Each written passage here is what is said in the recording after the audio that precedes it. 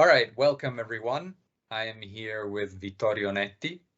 He is a PhD candidate in aerospace engineering at Politecnico di Bari, also a researcher at the University of Houston, a registered systems engineer, project manager at Vector Robotics, has a master in space architecture, and is going to be taking part in the Space Medicines Operations Mission, or SMOPS, that will start in a little over a week at the Mars Desert Research Station in Utah. Vittorio, welcome. Thank you, Ania, for the introduction. Glad to have you here. Thank you. I'm ready for your questions. Excellent. Okay, so let's dive right in. In the space sector, low production volumes and high standards are the norm. Now, traditionally, spacecraft are launched in small numbers, and each one is custom tailored to the mission that it needs to carry out, since, of course, each mission is different. This, of course, means very slow development cycles, high costs, and long times from concept to launch. In recent years, though, there has been a change in paradigm where the process of spacecraft development and manufacturing is being made leaner and more standardized, with the objective of lowering costs and time. An example is the introduction of the CubeSat platform, which is incredibly popular and has allowed even schools to launch their own small spacecraft. So my question to you is, how is 3D printing enabling this paradigm shift away from costly one-off spacecraft to cheaper, more standardized platforms? Yeah, that's an incredibly on-point question in this moment, because what we are, as you said, like what we are experiencing, it's a complete like shift in this paradigm in the aerospace sector, and we can say that it's like nothing will be the same as before, and already right now, while we are like experiencing this shift, so many things changed in few years about the what we knew about space manufacturing and space projects in his whole like range of definition, that we still have like a lot of space to define this new paradigm. Space. Space. Yes, exactly. I think additive manufacturing in this moment as well, like just demonstrated, just like in historical terms, like in the way that like industrial paradigms as well, they take a lot to be incorporated in the current vision, and just right now, additive manufacturing it demonstrated to be a completely new asset for the industrial production, and we are not talking, of course, anymore just about prototyping, but for final parts and currently, like additive manufacturing, it reached like a level in which it's indistinguishable from like the products of additive manufacturing. It's indistinguishable from other kind of standards in industrial production. This like shift currently finally reached the space sector in the last years, and even the space sector is very slow at acquiring anything that is new, and yeah, we all know that. Yeah, absolutely. The fact that, of course, like space sector, it's a very conservative sector because everything is so expensive and everything is so risky that, of course, until now, most of the companies that we identify right now as like the all big players of the space sector, they prefer to use like a very conservative strategy. So you mean agencies like NASA, ESA, or do you mean specifically companies like exactly, Airbus? not only space agencies, but I'm talking also at the first generation of space companies that has been. They have been like the major and only players for so many decades since like the start of the first wave of commercialization of the space sector. Currently, the paradigm shifted also because now there are few companies that aggressively introducing themselves on the market with the completely different visions and completely different way to approach the industry and the sector. SpaceX. Sorry, I have a bit of it. Yeah, I absolutely agree. But the crazy thing for me is that those companies, those new, they are often companies. Yes, they often they call them also now the unicorns.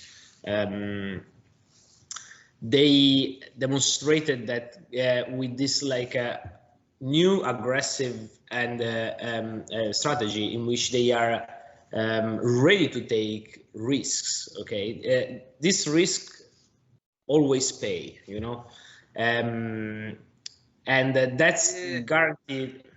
I mean, of course. Remember, SpaceX had a bunch of failures, and if it wasn't for Absolutely. Elon Musk's bank account, they probably.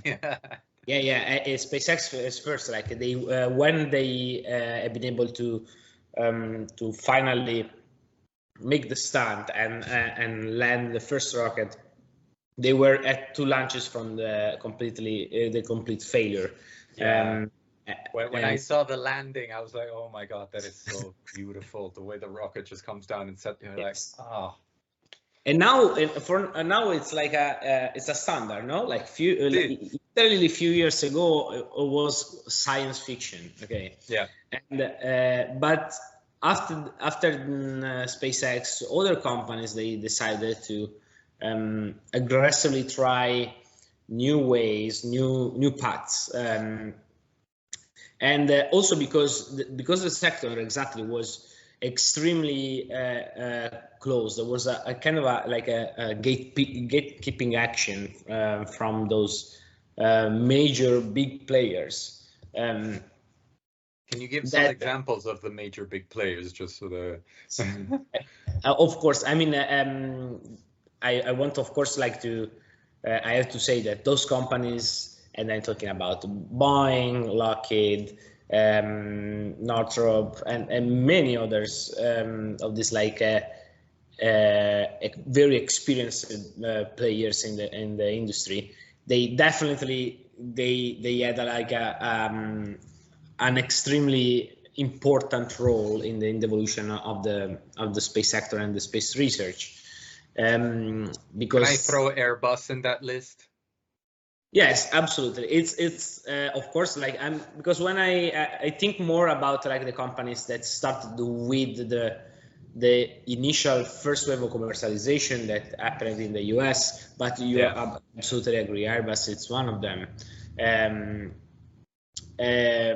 Those companies they made the history of space industry, okay, and they made components for NASA from the first Mercury and Apollo missions. If it was not for them, we will never reach what we did until now in terms of milestones of space exploration. But at the same time, of course, like I understand now how kind of easy it is to sit on your like on your success, you know. while at a certain point, these new companies that they arrived in a moment in which also the space agency were pushing for an innovation, like a completely different, a new wave of conquests, scientifically speaking. Those companies, SpaceX as first, they understood that the only way in which they could compete with those big players was to assume a completely different strategy that was based on a relentless innovation. No. Yeah. So the only way taking the risks that the big ones are not willing to do. They were not willing just because they didn't.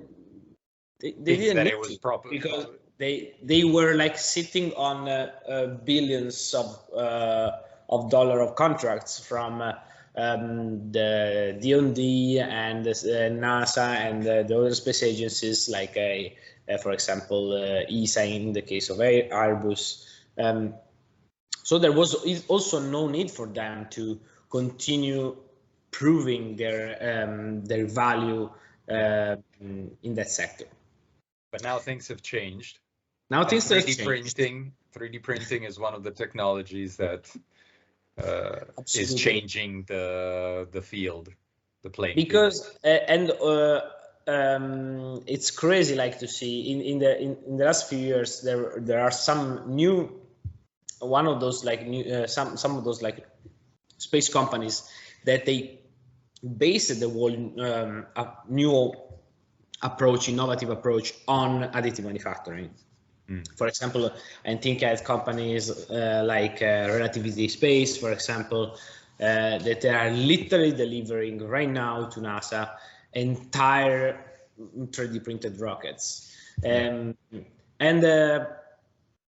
a few years ago we were looking at those applications, and we were thinking that exactly like I was saying before, that they were like complete science fiction. They made sense just in a framework of advanced research that one day could like possibly give a result. Instead, right now, like we have rockets that have already like part of their for example engine that are already 3D printed. Yeah. This is like myself, it was a shift that I didn't expect at this time. I was thinking when I started 5-7 years ago, listening to those companies making experiments about, for example, how to 3D print piping in for example in the rocket engines, and I was thinking, oh yeah, that's totally makes sense. It's like take all the best advantages of 3D printing, but I wasn't thinking that it was actually a technology that was mature enough to deliver a final product. And I was completely proven wrong about it. And I see right now as this, as additive manufacturing, it actually changing completely the sector. And of course, we can see how the field is still in a certain way conservative. And for example, about the materials. Most of those applications, they are still based on additive manufacturing on metals, for example. Yeah, which neatly actually brings us on to the second question, unless you have something to add about the way that 3D printing is helping to... I think that I know where you want to go, but yeah, I'm ready for it. So as we know, metals are found and used everywhere. In everything, even in the, there's rare earth metals in the screens of our computers. So, of course, they're used also in spacecraft, particularly in structural parts, and also combustion chambers. So support heavy loads to, during launch, for example, and to endure the high temperatures in the engines, stuff like that. There is one big problem, though, which is that many metals come with a high density. I mean, it is an advantage because it makes them very strong. It is also a disadvantage because it means that parts made out of metal, such as titanium, will weigh a lot. Now, there are lower density metals, such as aluminium, magnesium, and lithium, but they have other drawbacks, such as high chemical reactivity. Therefore, recently, the use of plastics for structural components in spacecraft has been growing over the years. It's a trend that has been happening, with many agencies and companies taking an interest in substituting very heavy metal parts with instead much lighter plastic ones. Now, these have the main advantage of, well, being very light. And when the right polymer is used, it can, of course, withstand the mechanical loads that the metal parts are subjected to. Now, my question is then, why is 3D printing important in helping to foster this replacement of metal with plastics for use in spacecraft? So yes, exactly, like to continue on the same line that we were approaching before. As we said, like space sector is very conservative, and they have reasons for which they are conservative. And I'm not accusing the space sector to not be innovative enough, because of course, it's if you launch a $10 million satellite, you don't want to be held responsible or liable for that thing not working. Yes, it's just that until now we assumed certain condition, and I love that kind of thinking that there is behind the space research that is prepared for the unknown. So like it's not about what you know; it's about prepare for what you possibly you can encounter, the unforeseen problems, unforeseen situations. And this is one of the reasons why the sector always been so conservative. And for example, the concept of redundancy it's like a fundamental concept in any space application. And metals, of course, they always been seen like as a safe bet, from this point of view. Yeah, especially because they're strong, they're reliable, they're metals. I mean, exactly. But also, we have to say that like we just started to scratch the surface of the world of polymers right now. Like metal is like, especially for those kind of heavy duty application, has been researched and used since centuries. Okay. Yeah. Instead, like polymers are the material of the future from this point of view. Every day there are researchers and scientific papers that explore the possibility of polymers in terms of mechanical properties and chemical properties. And like I think that there is kind of a misconception about polymers. Like in generally speaking, I'm talking about the idea that it's plastic, Yeah. And in our mind there is a concept that has been inbuilt by our education, which like metals are stronger and better than polymers. Yes. And me to myself, I'm not a material engineer. Okay, so I during my my education, I had to fight against certain concepts that were inbuilt in my mind to accept the reality of the polymer research. No, I understand completely. I'm the same. It's like a bracket in metal, strong, reliable. A bracket in plastic. Yeah.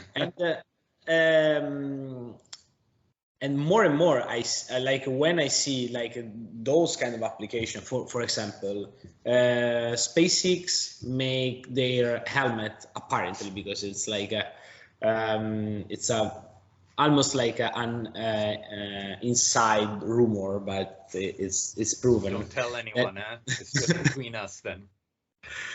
Everything that I'm saying, it's not proven. It's not like SpaceX voice. It's just me. But apparently, their spacesuit helmets, they are made of PEC and they are 3D printed. Wow. Let me just write that one down.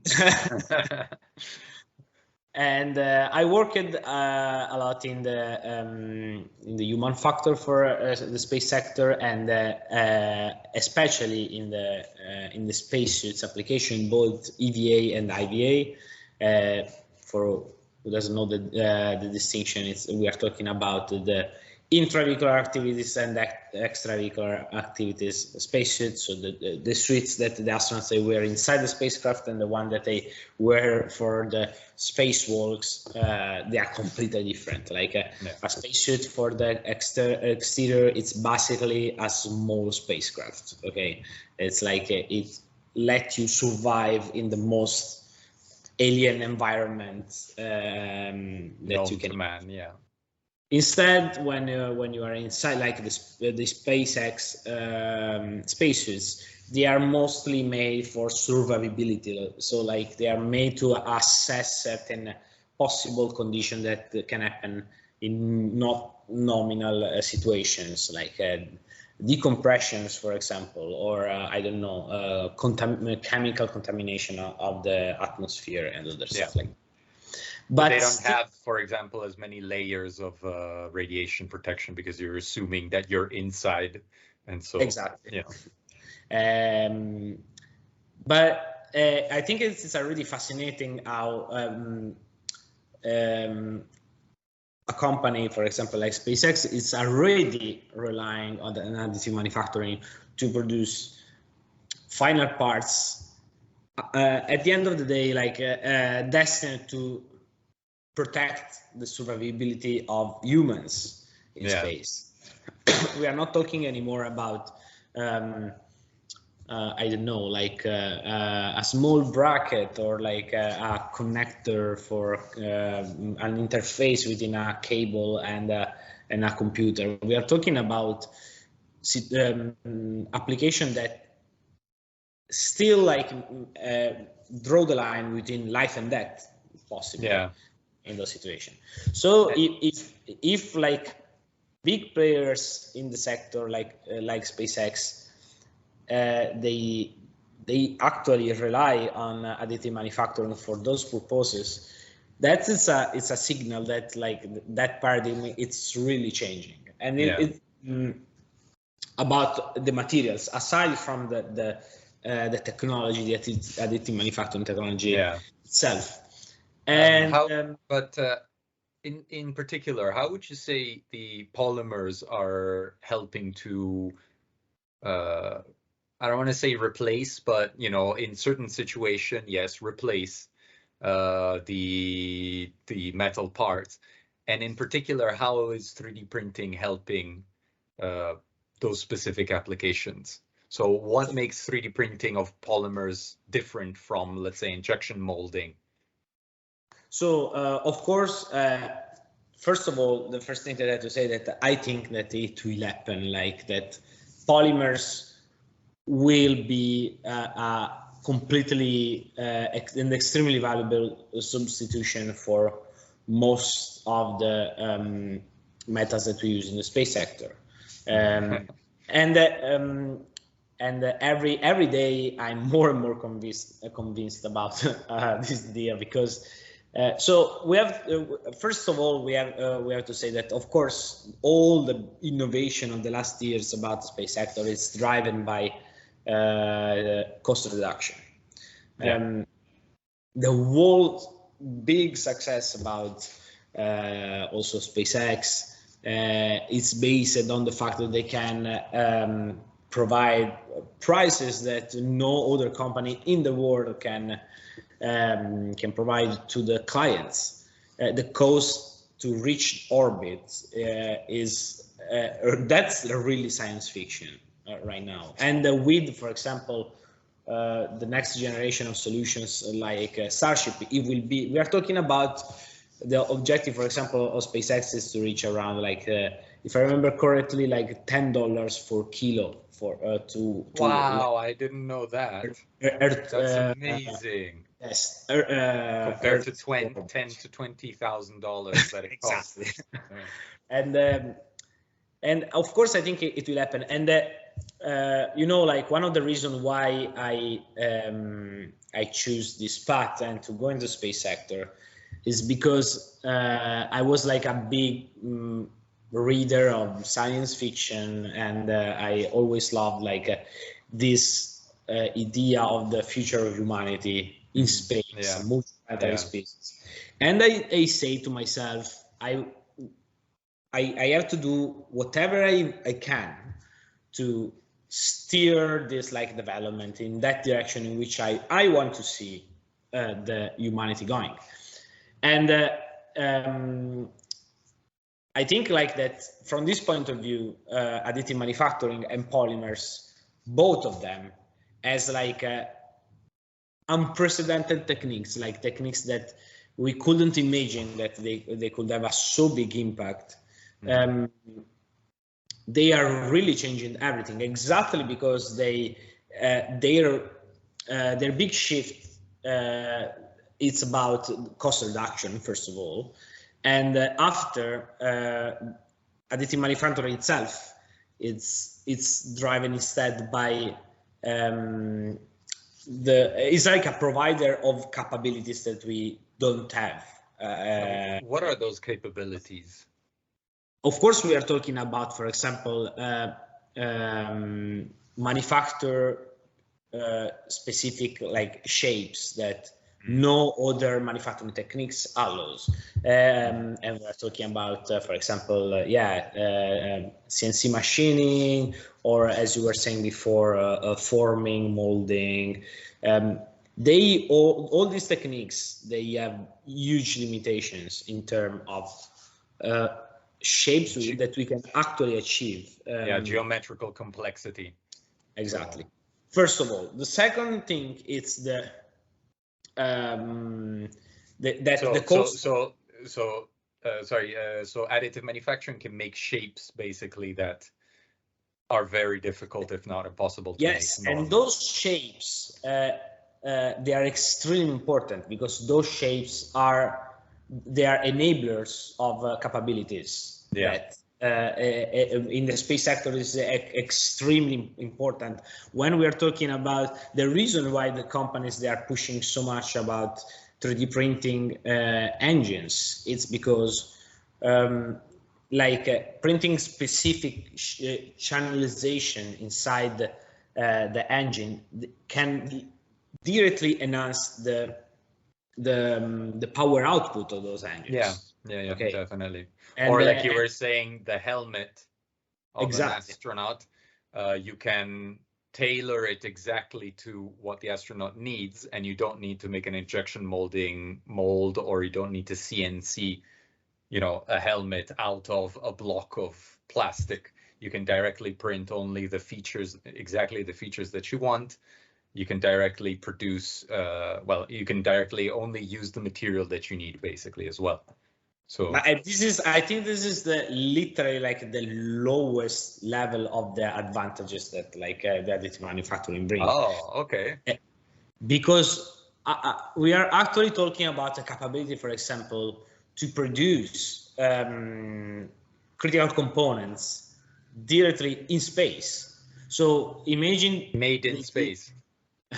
Exactly. And this is also an extremely big sector of the research right now, and the industry. Not only, it's not research anymore. We are talking at the, we do in the space industry, we do always this example about the additive manufacturing, the famous, the Apollo 13 accident, when the astronaut, they had like a non-functioning filter, and so they had to find a way to make a new filter from what they had on board, and luckily, sorry, continue. No, I'm saying luckily they someone on the ground, some engineers, they found a solution to for that problem. That's problem. If only they had a 3D printer on hand. That problem would not have existed if they had a 3D printer on board. The 3D printing of ACLES filters. ACLES are all these the survivability systems like air, water, power, and everything that generate the condition for which humans can survive on board spacecraft. It's an extremely already accepted field of the research, the idea of 3D printing those filters, and they become extremely, as we were saying before, the idea of the mass reduction, that it's a cost driver for the space sector. That also is an extremely valuable resource when we are talking about, for example, long duration missions. So, for example, Mars missions. Okay, when we will, the reason why we still didn't go to Mars is that the inherited risk of sending a bunch of humans on a spacecraft on a 6-month journey with no 6 months back, and then you have to stay there. And you have to stay there for usually the most accepted mission scenarios, that they have to stay around 2 years there. So we are talking about a 3 years travel. And if there is any problem, there is no way. It's not the moon. It's literally there. It's 2 days of travel with the slowest spacecraft that you can imagine. And so if there is an actual problem, it's, as for the ISS, it's easy to send a resupply missions that can patch the problem. Okay. On Mars, this is literally impossible. And this is together with the radiation problem, is one of the big obstacles that we have for which we still didn't go to Mars, because we are not sure or how we will, if we will be able to solve all those unforeseen problems without help from Earth. And additive manufacturing also polymer, because also polymers, they allow a great recycling capability. We are talking about the possibility to recycle objects that are already on board and that are made with those same polymers to obtain different objects. So we are talking about a completely different way to intend manufacturing, we always intend manufacturing as a step, of the utilizations of objects. We design, we manufacture, we use them. And once that you shift from one phase to the other, there is no way to go back. If you need a different object, you have just to go back to the drawing board, redesign and reproduce the object. Instead, now with the additive manufacturing, especially with polymers, because they're, as we say, they're also very easy to recycle, we can. Then we should mention that in particular, we're talking about thermopolymers, not thermoset polymers, because thermosets you wouldn't be able to go back. Yeah, it is possible to 3D print those, or it is difficult to go back, let's say. Of course, there are challenges that are part of specific different materials, but that idea to reshape any object that we have to give it a different purpose It's a great asset for space exploration. Definitely. So we are talking again, just to summarize those advantages. We are talking about mass reduction. That means cost reduction. So yes. First of all, with also without losing anything, you know, because we are not talking about, oh, we have to choose between mechanical properties and mass reduction. No, we are talking about materials that they have same properties of the metals that we currently use for those purposes, or even superior. Yeah. Sometimes. First of all, and after we have this second layer, that is the manufacturing simplicity. You know, like we don't need an entire plant that to produce components, but yeah, we just need a small 3D printer that can be adapted to be used on any environmental condition. And when I say that, I'm talking also, for example, the idea to adapt, for example, a 3D printer to be used in lunar conditions or Martian condition or microgravity conditions, while instead even in the vacuum of space itself, even the vacuum of space, most of the additive manufacturing processes actually work better in vacuum than they do with the atmosphere. So yeah. I can totally, for example, foresee the idea, like when one of the, you know, like when there is this, sometimes we do comparison between the spaceship that we have, the spaceship that we have now and we had for the last 50 years, and the one that we see in the science fiction movies, no, like in Star Trek, yeah, it's enormous. You know what is the difference? Only big difference between those two things, like between the aside from probably the warp capabilities and other stuff like that, it's that for example the Star Trek spaceship are manufactured in orbit. Yeah, and this is because in space. Exactly, and this is extremely smart, because actually the reason why we have so small and difficult design features in designing spacecraft, it's because there is a phase in which that spacecraft has to leave the ground and reach orbit. This is this is the main bottleneck for the space sector.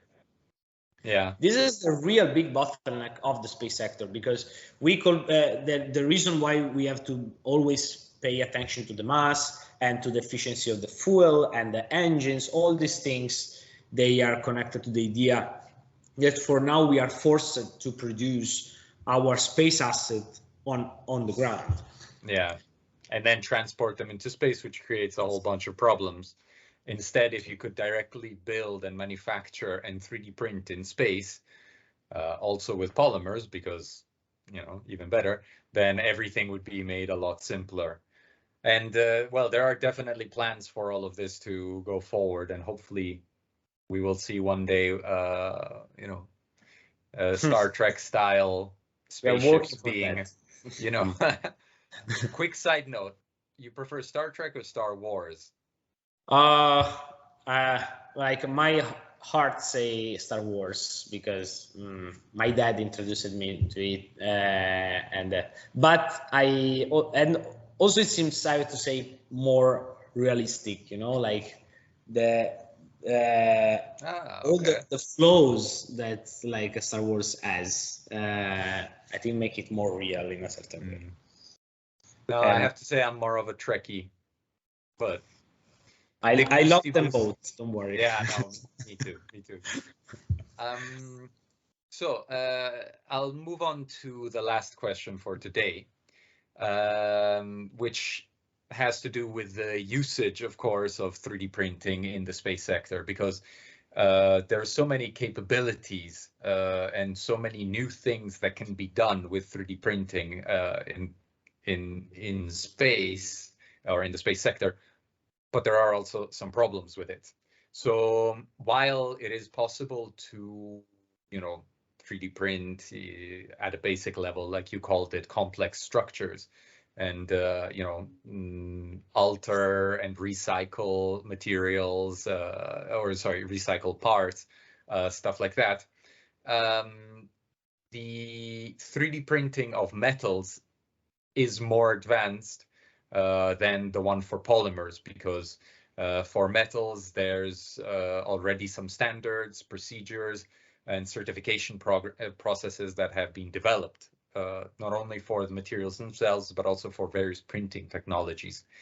But the same cannot be said for polymers, which are lagging behind in terms of the standards and the procedures. So what are some of the challenges in implementing polymers or 3D printing of polymers into the space sector in particular?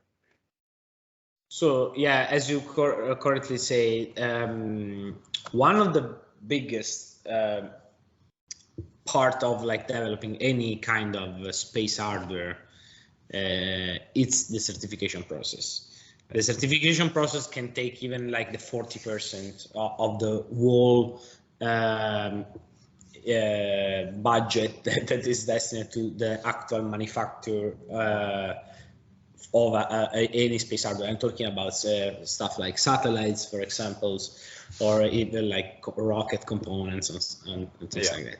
This is because we want to be sure that those things that we develop, especially now that are this huge like jungle of manufacturer and companies, that every day there are 10 companies that they see the light, and there are 10 that they die in the space sector. So the certification process is what protect us, like protect everything. But still, like as the certification process was a process that has been developed in a moment in which the innovation was very slow in the space sector. Yeah. And also the technologies used were very well known, like you said. So, for example, metals were used a lot. Manufacturing technologies were still traditional, so CNC machining, injection molding, whatever. But now things have changed. Exactly, and as we like now we know that those polymers that they have incredible mechanical properties and capabilities, so and that the process is repeatable and reliable. But there is still no like pre-made process for the certification, or actually the best the correct word for it is like a space qualification of additive manufacturing processes for the space sector. And even more, there are not pre-made qualification processes for the polymers in additive manufacturing for the space sector. So every time that we try to introduce a new application that make use of polymers through additive manufacturing for the space sector, is like a new adventure from the qualification process.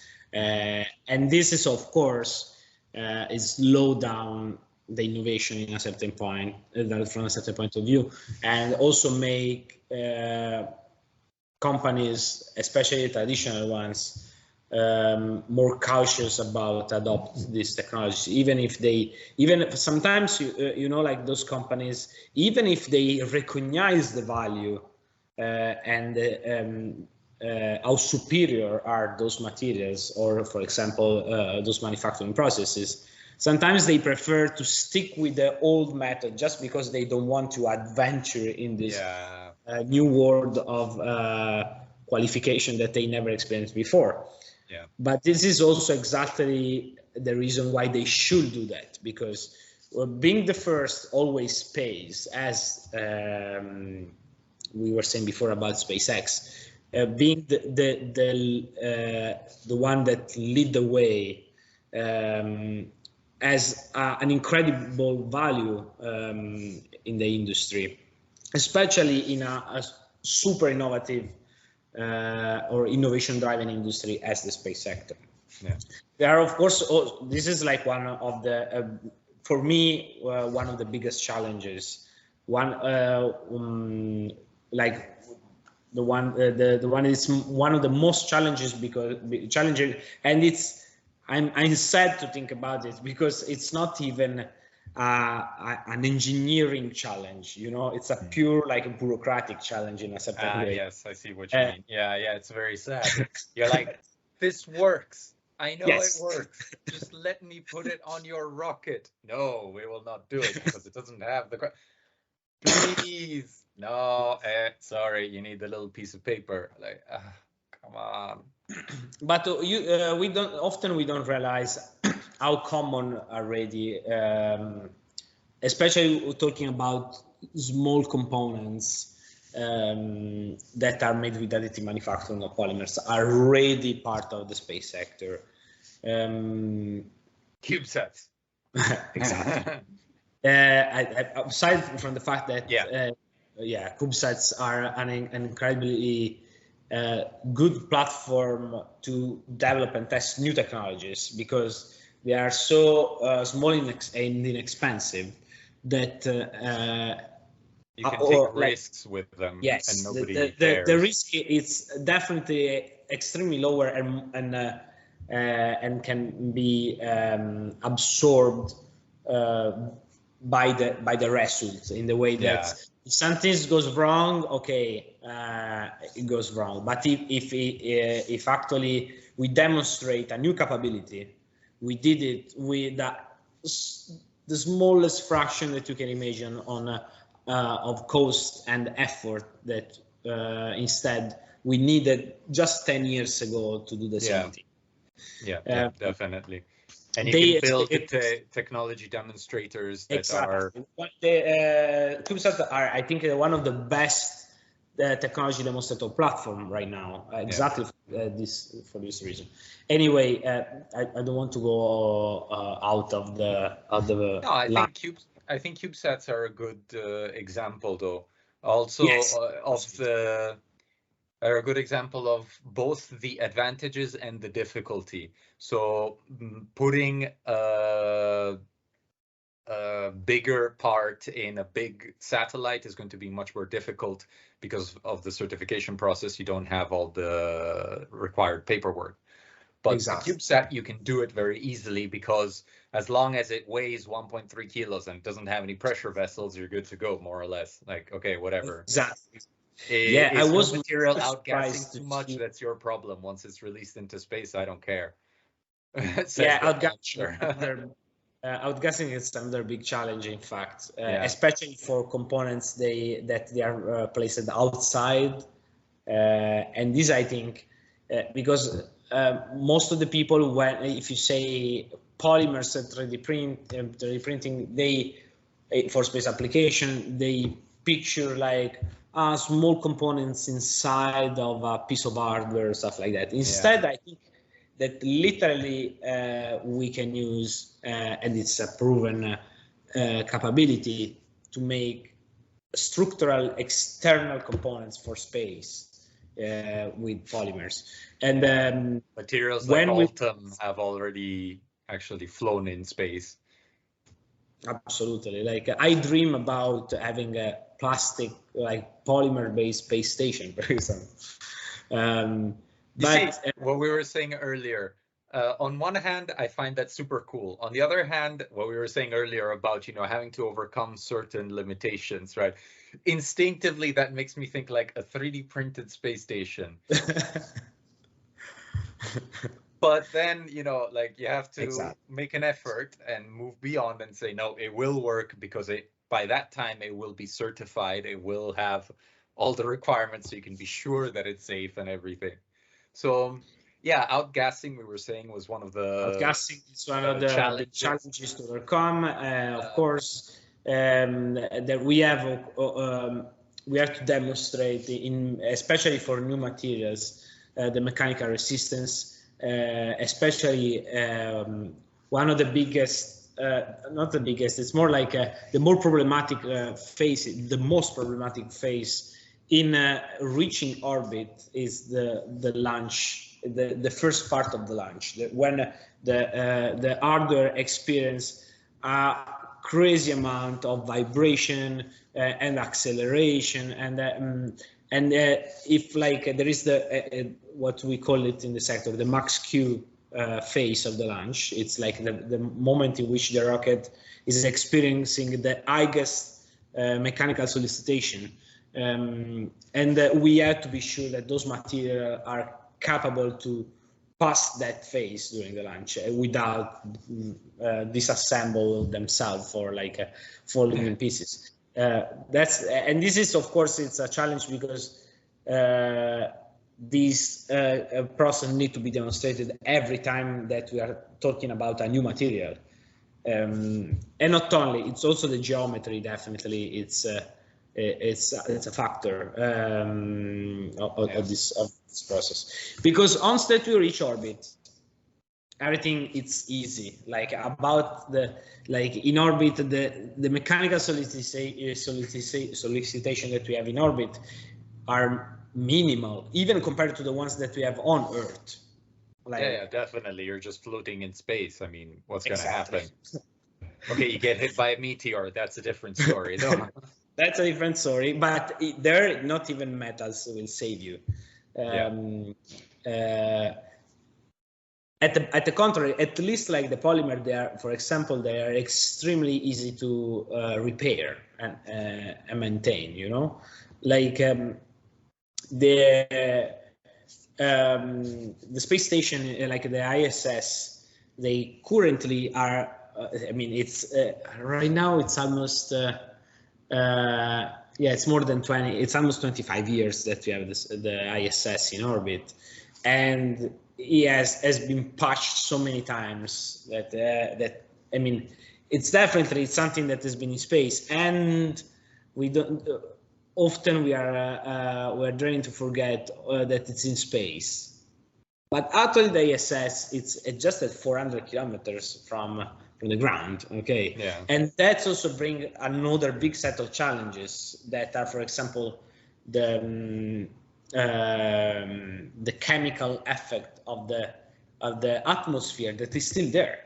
Like the ISS rust, for example, like in some photo you can see from the bottom there, like because you know, in school they teach you that there are those like levels on the Earth, and there is this hard line where the atmosphere ends. Okay. Yeah. I was just thinking that it's like literally just stop. Yeah, atmosphere. No, it's not like that. You can breathe, you die. There is space. There is like a signal, like in the floating in space, and after that you are in space. It's not like that.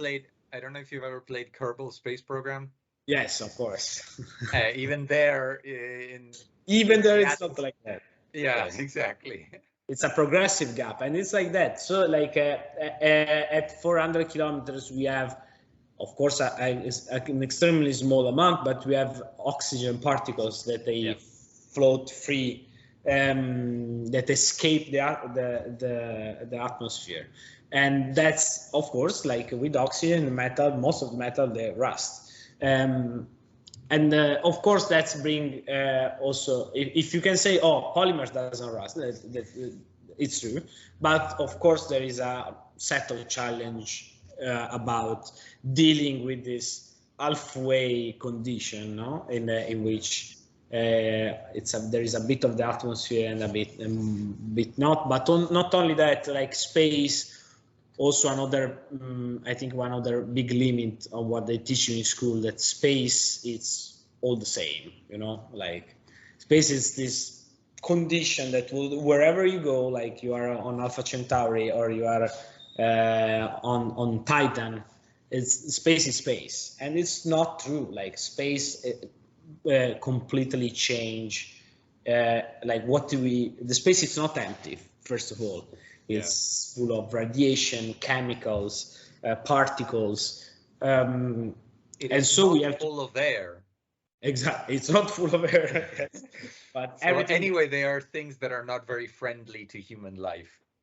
Oh yes, it's the most unfriendly thing that we can imagine. But well, second, I would say to either inside the sun or a star or a black hole.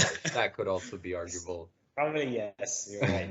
But in general, like we evolved to be on like as from Earth, and not only on Earth, we evolved as being that on a certain specific set of conditions that we find on Earth.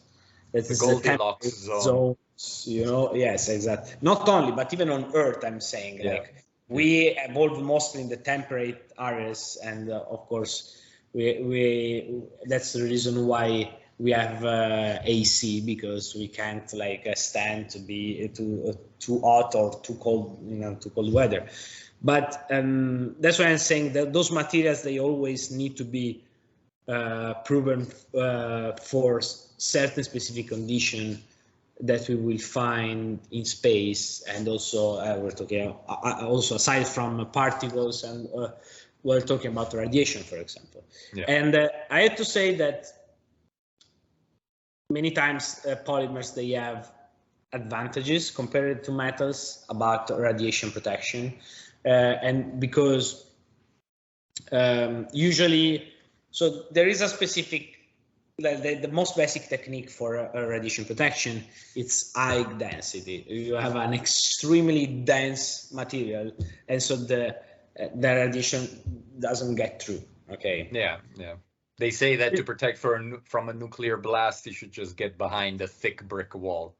But this is not completely true, in the way that in space we have mostly, we can divide the radiation in two big families of radiation. That is like the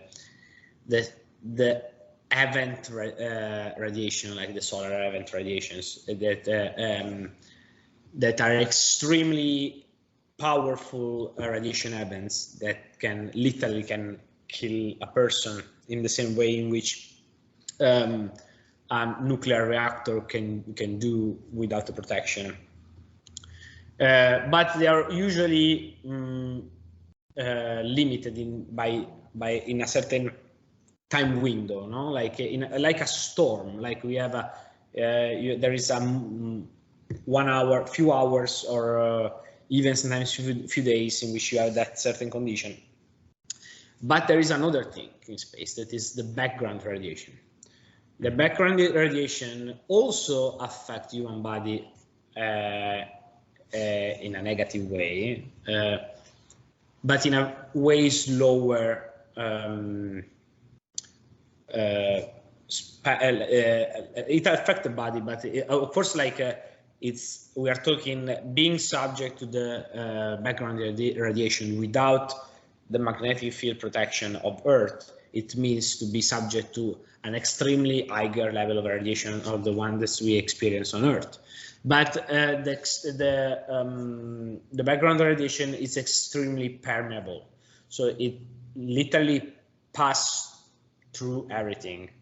Yeah. So the way in which we address the problem. And, sorry, I might add, unlike neutrinos, which don't interact with anything, the background radiation does interact with stuff. That's the unfortunate part. Yes. So the problem is that actually the strategy, they are kind of different on which we address radiation protection. When we are talking about background radiation, we need to allow a certain level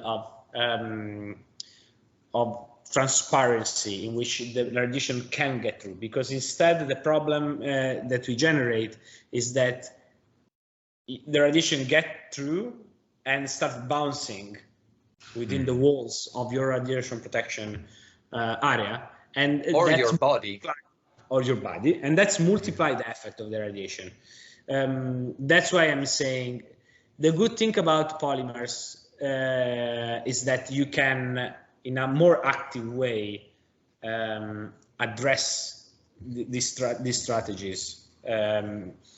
And also, for example, one extremely good strategy to address the radiation problem, and I'm talking the heavy solar event, is the hydrogen. So for example, it's not been used very often because until now it's been difficult to implement. But the idea is to create materials that are highly composed by hydrogen particles, like Teflon, for example, and that will create an extremely lightweight and powerful radiation protection layer. And for how easy is to engineerize polymers, we can way more easily implement a strategy like that than if we will try the same thing with metals. Of course, yeah. And saying that, of course, like for their nature, polymers are more flexible in their use than metals. And being able to 3D print them, you can also make them into the structures that you want. So yes, so that's why I'm saying I understand the struggle, and I had to personally to fight my preconcept, my prejudice against the polymers. Yeah. To imagine, to like start imagining a new world made of polymers, you know. Yeah. And I think this is the way in which we enable a completely new level of innovation. It's when we pass through the boundaries that we have inbuilt in our mind, and so we can imagine solutions that nobody else did before. And this is where innovation comes from, when you try a complete new strategy to solve the same problem or even a new problem. Yeah. So that's why for all these challenges that we addressed, like again, like outgassing, mechanical resistance, chemical resistance, the certification process. Thermal, yes, thermal, because of course there are some limitations to polymers. They can't survive 1,000 degrees centigrade. Yes. But also right now, for example, even with metal, we use until now we use it a lot, like ablative shielding, for example. And ablative shielding, it's something that is also compatible with polymers, because we are talking about exactly the property of disgregating the material to create the thermal shielding. And also we have ceramic materials. I mean, we don't have to ask metal to save the day forcefully, you know. Even exactly SpaceX with the Starship and the Space Shuttle, actually the only thermal protection was ceramic based. And also that can be easily 3D printed. The additive manufacturing of ceramic is an extremely well-known process. And there's a lot of research also in that. Exactly. That can also literally save the day, because imagine that you are on Mars and you are going back from Earth, from Mars to Earth, and as happened with the Columbia accident, you have a problem in the heating protection layer. Mm-hmm. The idea that you can manufacture substitute tiles, ceramic tiles, for example, on board the spacecraft, it's incredible, because now we have the capability, for example, through machine learning and like a vision algorithm, for example, to easily identify failures in the hull and in the systems, But one thing it's addressing the identify the problem. The other thing it's actually deploy a solution. You know? Yeah. Finding a remedy for the problem. Exactly. Va bene, Vittorio. Thank you very much for the discussion. It's been extremely illuminating, and Thank you. Yeah, it's been very in-depth and very, very, come dire, very thick with a lot of stuff to talk about. The future. I know. You know, like I start like glowing when I talk about space and when I talk about additive manufacturing. So this was a combination of both. You're telling me. I was just listening and I was like, oh, yes, all the possibilities that there are.